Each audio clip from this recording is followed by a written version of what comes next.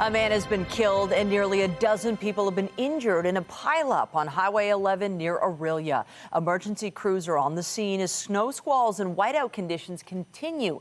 Dozens of vehicles are involved.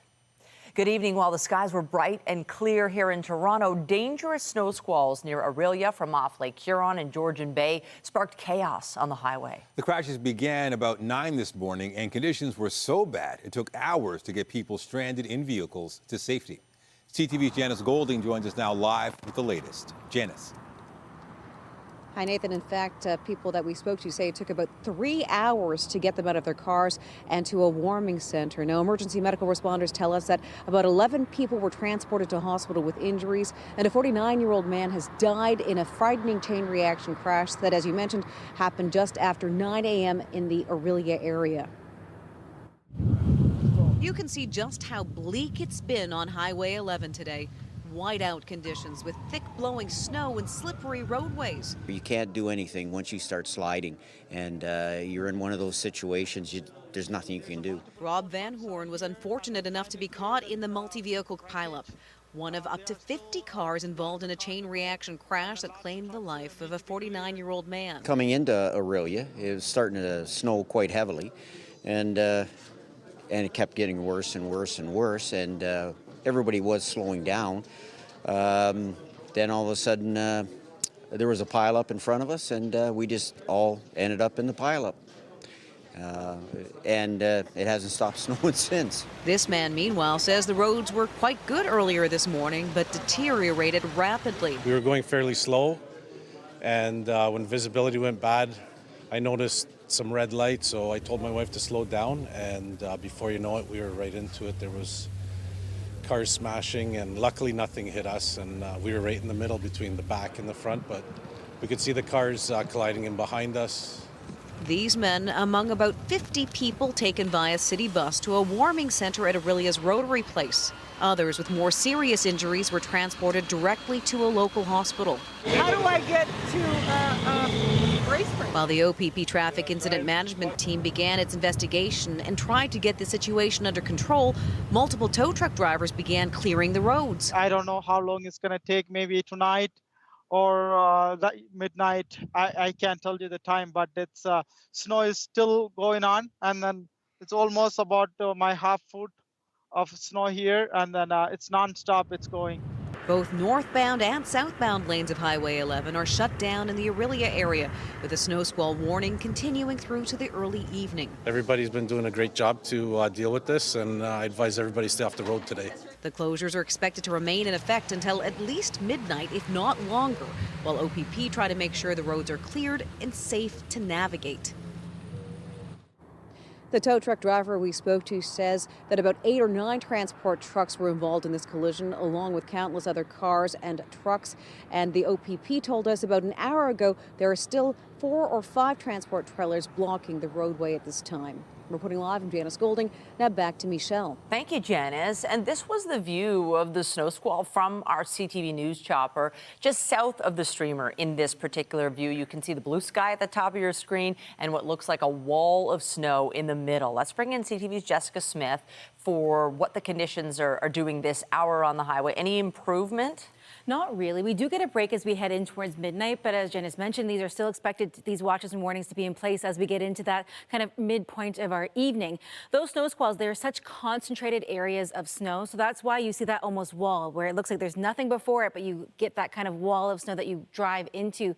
They are fast, they are furious, they are these heavy, dense bursts of snow, so you have to be so careful. And when watches are in your area, maybe reconsider driving if you can help it. We're still looking at snow making its way through areas through Midland, Barrie, Orillia, Kawartha Lakes and down towards Uxbridge. This is likely to continue as we head into at least the kind of midpoint of our night, and then they taper off a little bit as we start the day tomorrow before another round rolls in. The GTA, though, stayed relatively clear from that active weather throughout the day today. Lots of sunshine, but it was very, very cold. Into the day tomorrow, more lake effect snow plus a system south of the border come together, and we see widespread snow right across southern Ontario. Still seeing some snow squall watches and warnings towards areas through kind of just north of Barrie. They've dissipated there, but they're likely to return into the day tomorrow. And we're starting to see winter weather travel advisories pop up on that southwestern corner ahead of the snow we are set to see tomorrow. We're still looking at fairly breezy winds. We've gotten a little bit of a break, but as far as how much snow is already on the ground there, we're looking at that 60 to 70 centimeter range in Orillia. We're going to get even more as we head into the day tomorrow, roughly 5 to 10 for the city of Toronto and the GTA. Areas closer to those eastern shorelines of Lake Huron and Georgian Bay could see upwards of 20, if not more. We'll keep a close eye on all of that. More details on your forecast here in the city coming up. Right now, it's back to Nathan. Thank you, Jess. Thanks. Still to come, Ontario PC leader Doug Ford doubles down on a campaign promise to build an express traffic tunnel under the 401. Now to a break in a cold case investigation that dates back to 1998. Toronto police have made an arrest thanks to new investigative techniques and DNA. CTV's John Musselman reports. For 26 years, police have been searching for the killer of 24-year-old Donna O'Gleave. She was found murdered in the back of a parking lot at 130 Carlton Street in March 1998. Police say her death was determined to be strangulation. She was a sex trade worker. We've been in touch with a number of people from the Sex Trade Alliance that have really been instrumental in keeping this case at the forefront.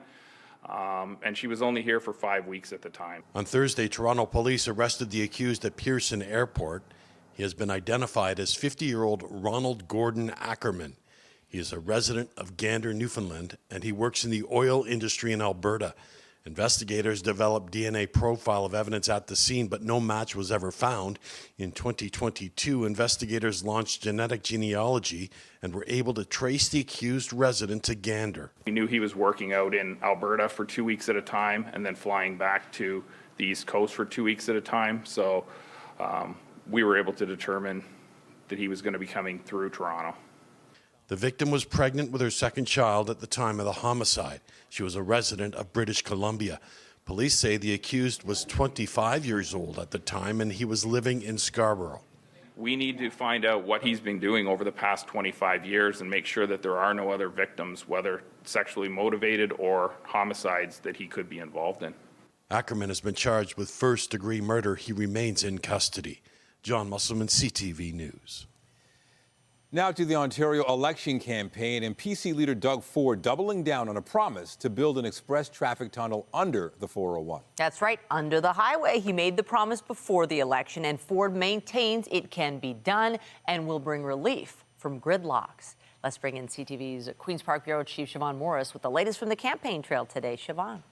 Well, there's no price tag, no timeline attached to this promise, and opposition leaders say that makes this more of a dream than a real plan. It was an idea first explored in the fall, a tunnel under Canada's busiest highway to carry cars and transit riders. Now it's a campaign promise. A re-elected PC government will move forward with the largest infrastructure project in Ontario's history, Canadian history, and in North America.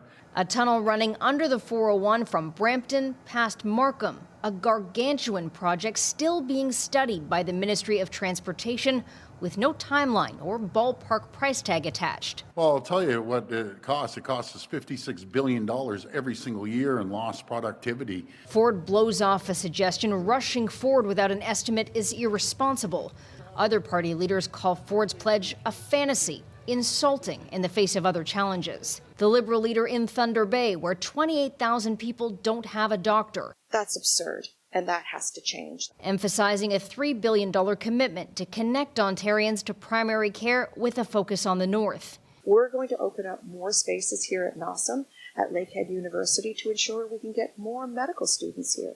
And we're going to bring more foreign-trained doctors through the program. In Sault Ste. Marie, Marit Stiles promised $4 billion over 4 years to help with primary care. That would start with 100 days of action. Like fast-tracking the applications for new family health teams and also cutting the wait times with a central referral system. That'll make it easier to see a specialist. Acknowledging northern communities struggle with travel for care and keeping ERs open. We're going to set up a northern command center to coordinate the response to that. Returning to Parry Sound, Muskoka, the Green Party leader promises to help people struggling to cover basics or save for something special. We will cut income taxes for individuals earning under $65,000 a year and families earning under $100,000 a year. In a campaign Doug Ford has tried to frame as protecting Ontario from American tariffs, he's frustrated the feds haven't yet named a fentanyl czar, as the Prime Minister said Monday he'd commit to do. Listen to the customer. The customer is the Trump administration, our largest trading partner in the world. If he's saying this is a serious crisis, let's show him. Don't talk. I'm sick and tired of politicians talking. Ford is heading to Washington next week to meet with U.S. lawmakers with another trip planned later this month. Ford said today he's very, very confident we will see the long-delayed Eglinton Crosstown open at some point this year, but he didn't get any more specific than that. Reporting live from Queen's Park, I'm Siobhan Morris. Nathan, back to you. Thank you, Siobhan. And with the election less than 3 weeks away, exclusive polling for CTV News by Nanos Research suggests the Progressive Conservatives are holding on to their lead. Among over 900 Ontarians surveyed this week, nearly 46% said they'd support the PCs, a more than 5% boost since their majority win in 2022. The Liberals are nearly 16 points behind at 30%, but they're up 6 points from their last result. The NDP are sitting at 15.7% support, while the Ontario Greens are at 6.6%. And when it comes to Ontarians' preferred candidate for Premier, 39% chose PM leader Doug Ford, make that PC leader Doug Ford, while over 25% chose Liberal leader Bonnie Crombie. NDP leader Merritt Stiles was the choice of more than 16% of respondents, and Green Party leader Mike Schreiner secured 5% support. These Nanos polls are considered accurate within 3 percentage points, 19 times out of 20. Conservatives and Liberal support is up. NDP is down compared to the last election. So I think that's one of the key takeaways. You know, Battleground Toronto is a toss-up, basically a coin toss, 36-36 between the Progressive Conservatives and the Liberals. But, you know, get outside of the city, and it's pretty clear that Doug Ford and the Progressive Conservatives, today at least, have a pretty comfortable advantage. Nanos research also found male voters leaning clearly towards the Progressive Conservatives, while women were more split between the PCs and Liberals. The Prime Minister believes Donald Trump is not joking and actually wants Canada to become the 51st state. Justin Trudeau made that comment today behind closed doors at an economic summit in Toronto amid the ongoing threat of U.S. tariffs. CTV's Judy Trin reports. 200 of Canada's top CEOs and labor leaders, from the auto sector to agriculture to tech, preparing for an economic war, brainstorming how to stop Donald Trump's weaponization of tariffs. We are in a moment that we have to meet for Canadians. The Prime Minister was more urgent after the media left the room. Sources say he told participants there's no doubt that Trump wants to turn Canada into the 51st state and that he wants our energy. What Donald Trump has awakened us all to is one person can change the course of everybody else's prosperity here. Trudeau told the audience Trump had a 4-page list of grievances, that he wants Canada's critical minerals to further his protectionist goals. This American lobbyist says that may give Canada some advantage. I absolutely think energy security has been abundantly clear that that's a priority for the Trump administration. I think critical minerals are a huge part of that. Canada is much further along in developing their resources and have more resources than the United States, so it is a point of leverage. Discussion focused on 3 areas. First, fighting off the 25% tariff threats. Then eliminating interprovincial trade barriers and loosening some federal regulations in the next 30 days. Finally, supercharging development. Among the discussions, building east-west pipelines to move oil and natural gas and using more nuclear energy. We will continue to fight for the sovereignty of our country while strengthening Team Canada right here at home. We are ready for any eventuality that comes our way from a Canada-US perspective. There was also a lot of discussion about expanding trade beyond the U.S. Canada has free trade agreements with 2/3 of the global community, but companies have not reached out as much as they should have because they've been overly reliant on the Americans. Not anymore. Judy Trin, CTV News, Toronto. York Regional Police have charged 3 men in connection with a failed carjacking attempt last month in King Township. January 9th, the holdup squad says the trio tried to steal a victim's vehicle but did not succeed. On Wednesday, 25-year-old Kevin Espinoza Rojas and 22-year-old Martin Tapia Gonzalez, both of Chile, were arrested in Toronto. 22-year-old Carlos Carvajal Moya was arrested yesterday in Texas and has since been transferred back to Canada in York Regional Police custody. The suspects face multiple charges, including robbery with a firearm. York Regional Police are also announcing the arrests of 2 healthcare workers on fraud-related offenses. Last August, an elderly victim reported money was taken from their bank account without their knowledge. Police allege 2 suspects, one of whom was employed to care for the victim, had accessed their accounts and withdrew nearly $1 million. 38-year-old Juvi Mapuchal and 37-year-old Lloyd Mapuchal face charges including theft of fraud over $5,000. NATO says Canada's defense spending increased by 20% in 2024 compared to the previous year. The alliance says the hike by Canada and European members took NATO's total defense spending to more than $485 billion. In 2014, members of the military group agreed on a goal of spending 2% of GDP. Canada has not reached that threshold. Donald Trump has said countries have to spend more, as much as 5%. That message will be delivered next Wednesday when NATO's defense ministers meet. In the Middle East, 3 Israeli hostages scheduled to be released tomorrow have been named. They are 52-year-old Eli Shirabi, 56-year-old Ohad Ben Ami, and 34-year-old Or Levy. It will be the 5th exchange since the ceasefire between Israel and Hamas went into effect last month. Officials in Gaza say more than 180 Palestinians being held in Israeli jails will be freed tomorrow. Hamas has agreed to release 33 hostages for nearly 2,000 prisoners and detainees during this first phase of the truce. Still to come, a GTA woman's been nominated for a Nobel Prize for her efforts to stop child sexual exploitation. CTV's Beth McDonnell will have that story. Now to the federal Liberal leadership race. Those looking to become Canada's next Prime Minister had until today to write another check. The Liberal leadership candidates had to pay $125,000 to the party to remain in the race. It is the latest installment of a total of $350,000 entrance fee. So far, they've made 2 initial payments of $50,000 each, one to launch their campaigns and the other to get access to the party's membership list. A final payment of $125,000 is due February 17th at the latest. Also tonight, the countdown is on to Super Bowl 59. Excitement building in New Orleans as the Chiefs and Eagles prepare to battle, gearing up for the big game still ahead. And I'm Pat Ford, and coming up, it's Feedback Friday. Viewers had lots to say about delays in getting their mail with Canada Post. More people say they also feel cheated out of pots and pans in a grocery promotion. And there's another scam that you should know about. Feedback Friday is just ahead. And we're looking at a fairly seasonal night ahead of us right now, sitting at -7, feeling like -15 into the day tomorrow. A seasonal start, but we hold on to a little warmth as we head into the evening as we prepare for some pretty major snow. Coming up, I'll have a full look at your long-range forecast, and stay with us. We have another full night of great shows for you right here on CTV.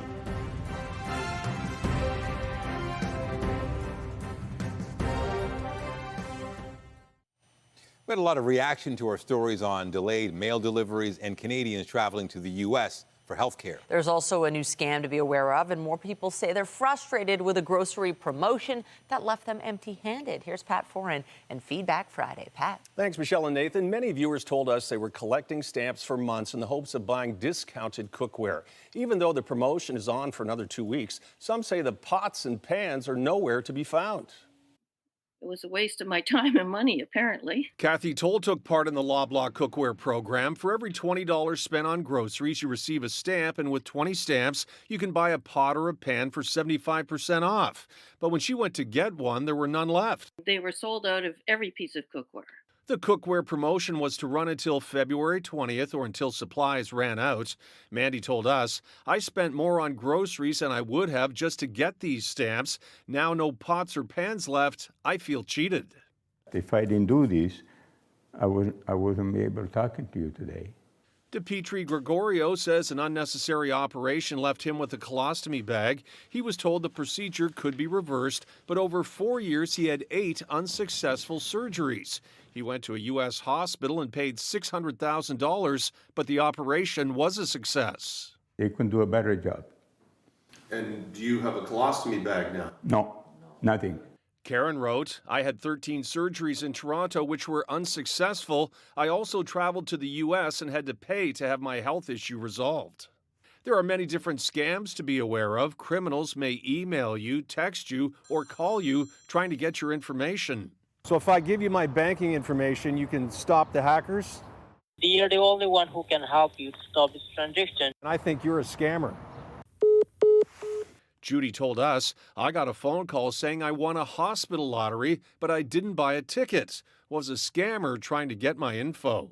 The mail service continues to face delays following the postal strike. We conducted a test mailing letters across Canada. The quickest letter arrived in 7 days. One sent to me took 12 days, and one sent to Vancouver took 19 days. One sent to Montreal never arrived. Canada Post says it's working through the backlog, but Kuya said there is a reason it's called snail mail. Canada Post needs to be more innovative if it wants to survive. And one viewer told us she sent out 50 Christmas cards and none of them arrived at their destinations yet. As for the letter we mailed to our friends at CTV Montreal, they say they got it today, 26 days after I sent it. On your side, I'm Pat Foran. If you have a consumer story idea, email us at alert@ctv.ca. A lot of concern about the forecast and the weather conditions north of us, but at least here things aren't so bad. It was nice to have that sunshine today. Definitely was a chilly day. And, you know, a lot of people heading into the weekend, they might be heading north. But guess what? We'll be seeing the snow here in Toronto tomorrow. We will. Widespread. Everybody gets their taste of it as we head into the weekend. But for today in the GTA, it really wasn't that bad. But our friends to the north really were fighting through it as we made our way through a good portion of our Friday. They do get a break up there as we head through the overnight. And then everyone gets a taste of it as we head into the day tomorrow. There is a bit of a window. So if you are traveling north to a cottage or maybe you're heading out for Super Bowl parties and whatnot, just kind of maybe aim for that window, but always drive according to the road and weather conditions and watch out for the alerts that are likely to pop up as we head into the day tomorrow. But we'll take a look back at that wall of snow. The nature of a snow squall is a burst of very concentrated snow in a very specific area. And that line of flurries, you can see where it starts and stops, the blue sky above it, but it was just so focused on our friends kind of in that corridor from Georgian Bay across to Orillia in towards areas just north of Peterborough. And it was a pretty devastating day in a lot of areas right across that portion of central Ontario. We do get a break as we head into the evening, some reprieve for some of those folks, but as we head into the day tomorrow, another round of flurry activity in the way of lake effect snow for them and a system from south of the border for us. Right now, though, in the city, it's relatively clear, -7, feeling like -15. Everybody holding on at a fairly seasonal point. Our friends to the extreme north tapping into some colder Arctic air, but that is not unusual for them. As we head in towards this evening, we're pretty much right on par for seasonal. -8, it'll feel like -11 and a fairly light wind. So not as gusty as it was earlier today, but right across southern Ontario, temperature-wise, it's not so bad, and we get a break from the active weather. Into the day tomorrow, we're right on par for seasonal with our daytime high here in the city and pretty close right around the province. But that snow is going to impede your travel throughout the day. Orillia is still dealing with it in that line from kind of Georgian Bay through to Orillia, through to Kawartha Lakes, and that's going to remain into the early part of our evening, tapering off as we approach midnight. Right across, though, the GTA, we've stayed relatively clear, and that continues. We are seeing some winter weather travel advisories in towards Windsor. That's likely to expand throughout the day tomorrow, and still watching for snow squall watches and warnings along that eastern shoreline of Georgian Bay. As we continue to see that lake effect snow machine taper off tonight, we get that bit of a breather, and then into the day tomorrow, more lake effect snow coming from the Great Lakes and another system from south of the border, making for a widespread snow event. This is going to be a significant amount of snow for those areas along those eastern shorelines of Georgian Bay. For us here in the city, 5 to 10 centimeters, but that can really impact your drive when you're in a really condensed, populated area. Through the rest of our evening, though, it's not too bad. Into the start of the day tomorrow, again, there is that window. We get that break until about mid-afternoon, and then the snow starts to kind of make its way right across southern Ontario. We don't get a break until we get into the early morning hours on Sunday, and then we're still watching for some light flurries as we head into that midpoint of our day. So keep that in the back of your mind when it comes to traveling throughout the entire weekend. Into the day tomorrow, very seasonal for the high, above for the low, and then we're seasonal really right through into the middle of next week. Still kind of a messy start to our Sunday, and then not too bad into the afternoon and evening. Lots of sunshine on Monday, but then we hold on to a fairly seasonal forecast until the midpoint of next week when it gets cold and it stays cold. We're going to switch gears, and you can dream of a brighter tomorrow with the Princess Margaret Home Lottery VIP deadline. That is midnight tonight. The VIP prize is new, a dream home makeover with the Balmer quality construction, or take $200,000 cash, featuring over 17,000 aspirational prizes valued at more than $18 million. Imagine winning a stunning $9 million grand prize that includes an Oakville show home, the biggest grand prize ever designed by Brian Gluckstein. Plus, you get $500,000 cash, plus a gorgeous $2.6 million grand prize with a show home in Georgian Bay and $50,000 cash. And a $1.6 million bonus prize with a downtown Toronto condo plus $50,000 cash. And let's not forget the much-loved, world-famous $2.8 million early bird prize with a breathtaking Muskoka lakefront cottage. You guessed it, plus $50,000 cash. And you can win big cash prizes with the 50/50 cash calendar and the Wanderlist add-ons. Visit places you've only dreamed of. All add-ons are only $25 each. Every ticket gives you the chance to win life-changing prizes and helps fund life-saving cancer research at the Princess Margaret. Get your tickets at princessmargaretlotto.com or by calling 1-866-631-1234. Nathan. Thank you, Jess. Also tonight, MarineLand says goodbye to another beluga whale. Why officials say they had to euthanize the 7-year-old mammal, the 18th beluga to die at the park since 2019.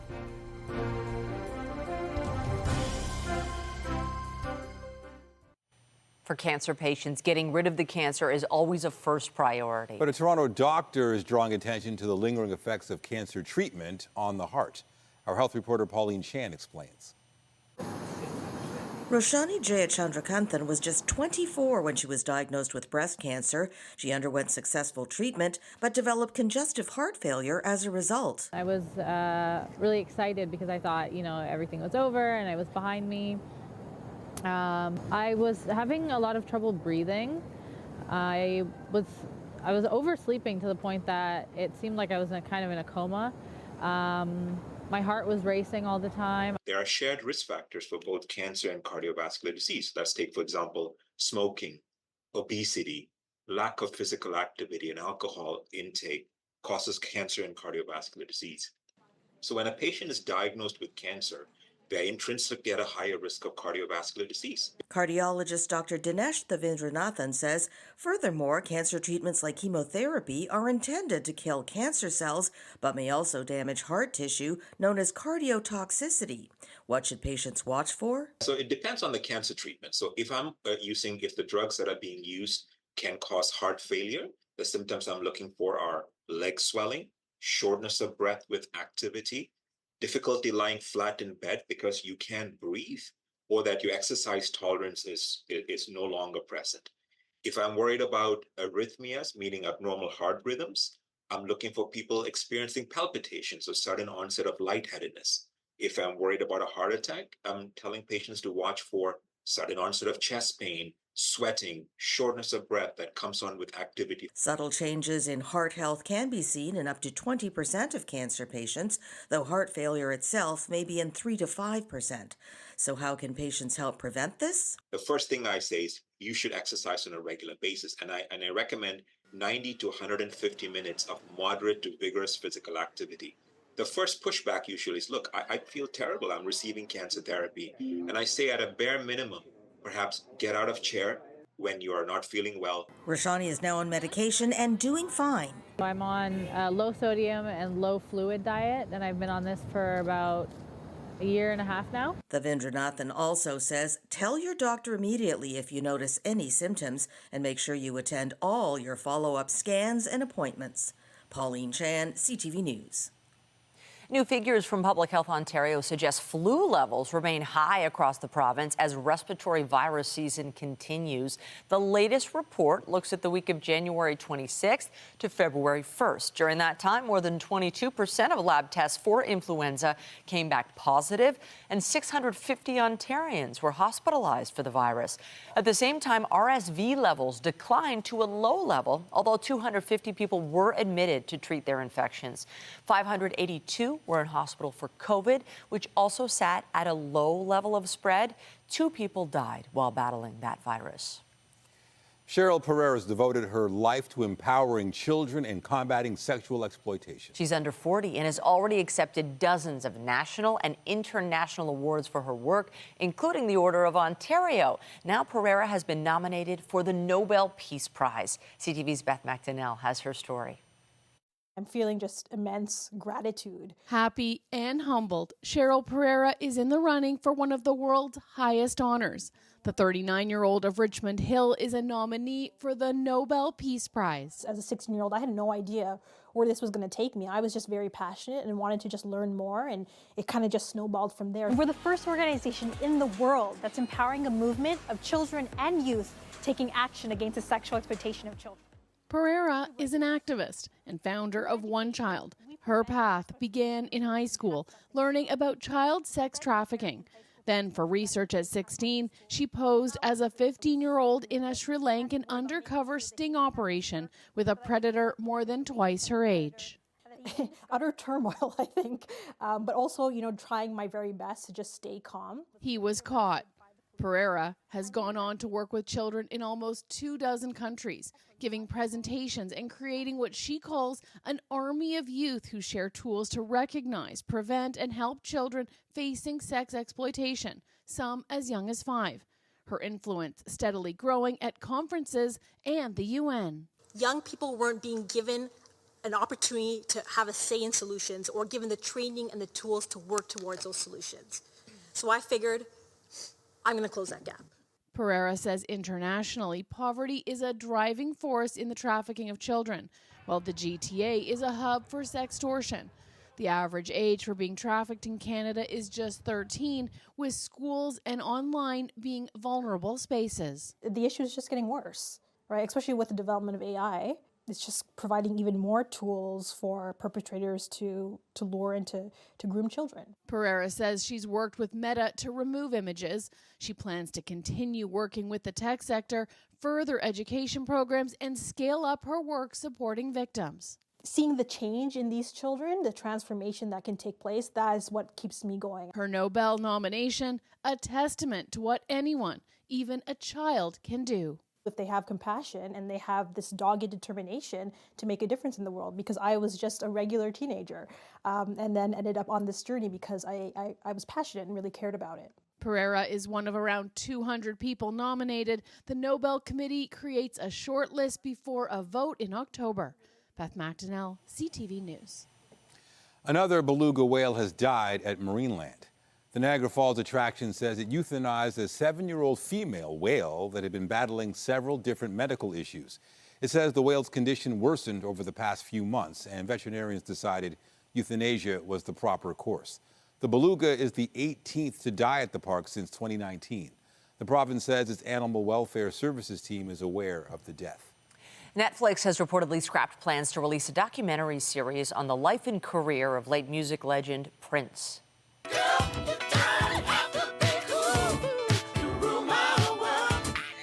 A few months ago, we told you about a dispute between Prince's estate and the streaming service. Representatives for the estate had claimed the project included factual inaccuracies and was longer than previously agreed upon. Netflix now tells Variety it's opting not to release its planned documentary, and the estate is now free to use content from Prince's archive in a separate project. Elton John and Brandi Carlile are out with a music video for the first song released for their upcoming album.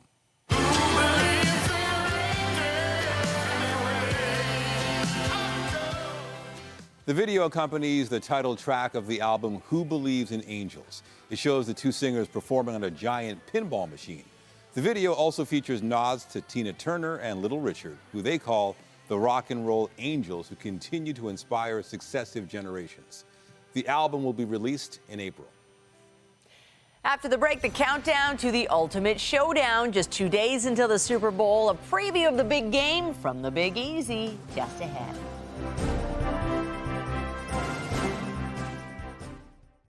When visibility went bad, I noticed some red lights, so I told my wife to slow down, and before you know it, we were right into it. Updating our top stories, a 49-year-old man from Brampton is dead, and 11 people were taken to hospital after a multi-vehicle pileup in Orillia. This happened this morning during whiteout conditions on Highway 11 near Highway 12. The cleanup continues this evening as OPP say the highway will stay closed for the foreseeable future. We need to find out what he's been doing over the past 25 years and make sure that there are no other victims. Toronto police have announced an arrest in a cold case dating back to 1998. 24-year-old Donna Oakley was found murdered in the back of a parking lot on Carlton Street. With the use of genetic genealogy, investigators identified and charged 50-year-old Ronald Gordon Ackerman, a Newfoundland resident who lived in Scarborough at the time of Oakley's killing. We'll move forward with the largest infrastructure project in Ontario's history. On the campaign trail today, Progressive Conservative leader Doug Ford renewed his pledge to build a tunnel under the 401 to reduce traffic on the highway. Other party leaders have called the idea a fantasy. Meanwhile, Liberal leader Bonnie Crombie and NDP leader Marit Stiles campaigned today on pledges to shore up health care, while Green Party leader Mike Schreiner talked income tax relief. And remember to keep up to date day and night at ctvnewstoronto.ca and by downloading the CTV News app. And if you have a news tip, photos, or video of breaking news, let us know. On the markets, the dollar ended the day slightly higher, closing at 70.01 cents U.S. Western Canadian Select Oil dropped 29 cents, closing the day at $56.27 a barrel. And the TSX finished the week down more than 91 points, closing just over 25,442. The Business Report is brought to you by Canadian Western Bank, the bank built for business. The country's labor market performed better than expected last month. Stats Canada says 76,000 jobs were added nationwide, while the jobless rate ticked down 6.6%. Economists have expected a third of that job growth and a jump in unemployment. The manufacturing sector led the gains as U.S. tariff threats loomed over the market. StatsCan says nearly 40% of the 1.9 million manufacturing jobs here depend on demand from south of the border. A play adaptation of a hit Canadian novel has made its way back to the stage in Toronto. The cast of 15 Dogs spoke with CTV's Andrea Case about the production and their efforts to bring the show's human and non-human characters to life. I will wager 1 year's servitude that animals, any animal you choose, would be even more unhappy than humans are if they had human intelligence. An Earth year. I'll take that bet. In the play 15 Dogs, based on the award-winning novel by Andre Alexis, 6 actors take on 24 roles, and yes, 15 of the roles are canines. The world seems new and marvelous. And yet it's familiar and banal. The play was first mounted in 2023 at Crow's Theatre. It moved to Montreal and is now back in Toronto at the CAA Theatre. Mirabella Sundar Singh plays 6 roles, 4 of them dogs. It's too much pressure, but really it's actually exciting because this story, like from that first line to the last, we take people on such an adventure, an epic adventure that we're really asking them, we're inviting them into the story. And so it's very important for me to actually find that energy to bring people in. Stratford veteran Laura Conlon plays 6 roles, 3 of them human. It just is like an absolute marathon from the moment we begin to the moment we end. Do you believe in God? The actors have been called on to use all their skills to pull it off. Dancing since she was 4, Sundar Singh has found her background in Indian dance beneficial. The style itself commands, again, body language. It's very intricate movement, hands, feet, including eyes. Facial expression is a big part of it. And so with a story like this, where we're going in and out of character, oftentimes in Bharatanatyam performance, there's actually the same demand of going in and out of character. Yeah, so I think that it lends itself very well to a project like this. Oh, Andrea, this is the hardest thing I've ever done. And I say that with a great amount of pride. Also, the first time we did it, I thought, I don't know how it's possible. It's an adventure. It was very humbling at first, also, just to sort of, try to be on all fours. What do you do with your butt? What do you do with your tongue? What do you, But then I kind of became obsessed with watching dogs in the street and watching dogs at dog parks and dog behavior. And they do have a language. I'm constantly finding new words within myself. And it's a language the audience fully understands. 15 Dogs is on stage now until February 16th at the CAA Theatre. Andrea Case, CTV News. In sports, the Toronto Raptors made some deals before yesterday's trade deadline. The biggest was getting Brandon Ingram from New Orleans. And today, the Raptors general manager spoke about what the 6'8" small forward brings to the team. First and foremost, Brandon shooting, offensively, he's incredibly talented. And so the spacing that he provides with his ability to shoot the ball, whether it's from three or from the mid-range, I think opens things up for both of those. And RJ's cuttings, RJ's ability to finish around the rim, and then sort of Scotty's natural passing ability.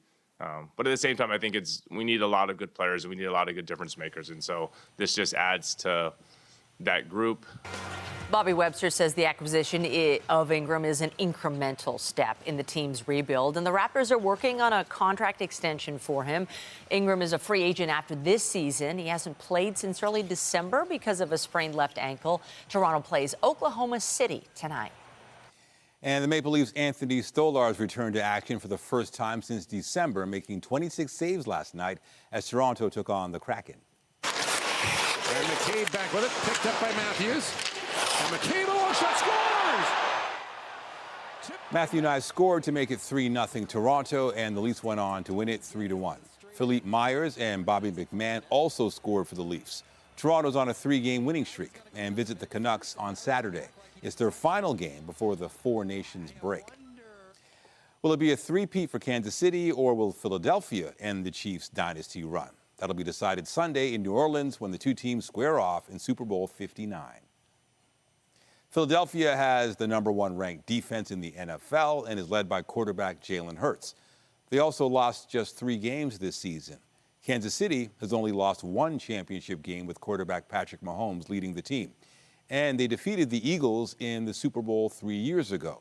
TSN's Farhan Lalji is in New Orleans and thinks the Chiefs will be tough to beat. I think the advantage that Kansas City has is twofold. Number one, Mahomes at quarterback and his ability to just live in this moment, and coaching, quite frankly. I think Andy Reid and Steve Spagnuolo, the Kansas City defensive coordinator, I think those two have the ability to just really win this game. But Lalji says Kansas City will have to find a way to protect Mahomes because the Eagles' defensive line is so good. For Philadelphia, he thinks it'll be key for them to rush the passer and not rely too heavily on running back Saquon Barkley, instead finding others to contribute to the offense. Now, a Kansas City Chiefs player has more than Sunday's big game to focus on. He's also in charge of training a very cute protege for the annual Puppy Bowl. I'm his coach. I put him through rigorous training. The kid's tired. He needs some water. He needed time to get in and relax. He's going to be ready. Persnickety is going to take the trophy. Defensive tackle Derek Natty and his girlfriend visited the Humane Society of Greater Kansas City in October to coach Parsnip, a 4-month-old mutt. The Puppy Bowl debuted in 2005 and promotes pet adoption. The show features more than 100 entries from shelters and rescue groups across the U.S. Dogs score touchdowns on a makeshift football field by crossing a goal line with a toy. And you can watch the big game Sunday right here on CTV and on TSN. A whole day of coverage is planned beginning at 10 a.m. on TSN and noon on CTV. Game time is 6 p.m. You can also catch the coverage online or on our websites or on the CTV and TSN apps. Just ahead, the latest on that fatal multi-vehicle crash near Orillia. An update on the road closures, weather conditions, and the number of people impacted. A final update now on our top story. It's been a chaotic and deadly day on the roads north of the city. One person has died and 11 others were taken to hospital after whiteout conditions triggered a multi-vehicle pileup in Orillia. It happened just after 9 this morning on Highway 11 near Highway 12 as a snow squall came in off Georgian Bay in Lake Huron. Police haven't provided an exact tally of the number of vehicles involved in the collision, but they confirm a 49-year-old man from Brampton was pronounced dead at the scene. OPP shut lanes in both directions for the cleanup and investigation. And they say efforts to reopen the highway are continuing, but the closure will continue for now. Are conditions calm to the north now? We're still seeing snow in Orillia and in that area thanks to snow squalls, but they do dissipate as we approach midnight. But we are still looking at a number of advisories in place and new ones popping up ahead of the snow tomorrow. So this is your heads up as you make your weekend plans. We are looking at widespread winter travel advisories for the GTA 5 to 10 areas closer to Lake Huron, Georgian Bay. They could see upwards of 20, if not more. So keep that in mind as you make your way out and about this weekend. Thanks, Jess. We appreciate the heads up. That's it for us, but you can join Omar Sechedin at 11 for CTV National News. In fact, it's Heather Butts, followed by Azraida Almond with our next local newscast at 11:30. Meantime, our coverage continues anytime on CP24 and at ctvnewstoronto.ca. For Jess Smith and all of us here at CTV News, thanks for watching. Have a great night.